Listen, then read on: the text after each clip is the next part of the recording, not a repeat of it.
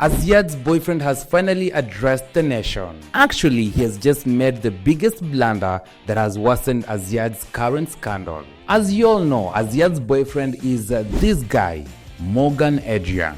Now, the two have reportedly been dating for the longest time ever. In the past couple of days, Azziad has been hit by a series of scandals involving unpaid debts. A lot of people have come out to expose her for borrowing money and failing to pay back as agreed.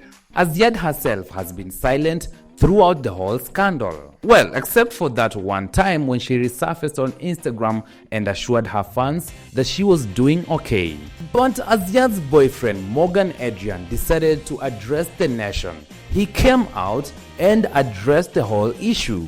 In a video that he posted on social media, Morgy Adrian addressed the current scandal that Azziad is going through. Now, don't misjudge me or don't get me wrong, but the video that Morgy Adrian posted was probably the worst mistake throughout the whole scandal that Azziad is currently going through.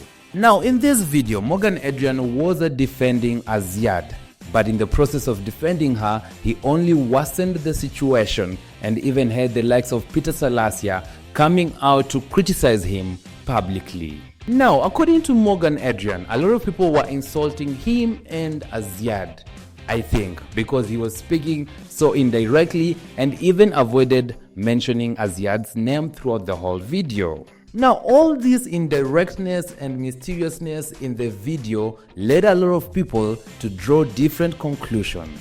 Anyway, Morgy Adrian defended Azziad and said that online critics did not understand exactly what Azziad was going through and they were only insulting her and him without understanding the whole context of the scandal. He insisted that one day Azziad will come back stronger and explain the whole context surrounding all these scandals that she's been mentioned in involving unpaid debts. According to Morgy Adrian, things are not actually what they seem to be, but he said it was not in his place to explain the whole story, but Azziad is the one who will come out and explain the story herself, and at that time people will realize that they were misjudging her or they were criticizing her or insulting her falsely.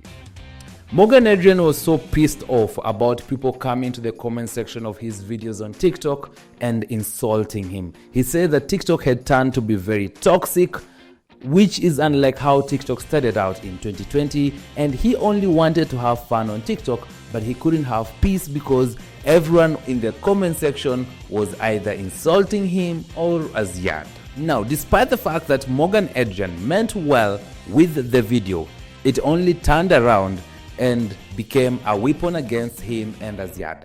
A lot of people took to the comment section of the video, and even the one that Nairobi Gossip posted, and expressed what they felt was contrary to what Morgy Adrian was saying. Of course, there were those who defended Azziad, but there were also those who felt like Morgy Adrian should have just kept quiet the same way Azziad had kept quiet. I mean, being a celebrity, you understand how Kenyans react.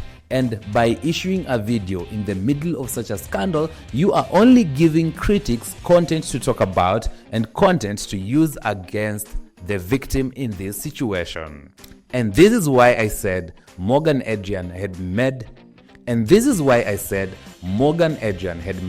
biggest mistake by posting that video in which he was defending Azziad. And even more so than that, the fact that he was keen on people insulting him. I mean, the whole situation was not about him in the first place, but that story aside, him speaking in the middle of all this when Azziad herself is silent is what seems to be the mistake, because now you are fueling the already existing scandal. If you could have just kept quiet, then probably this whole thing could have just slowly went silent. But you see, when you talk about it, people like me, we actually get content to talk about. I mean, we just report.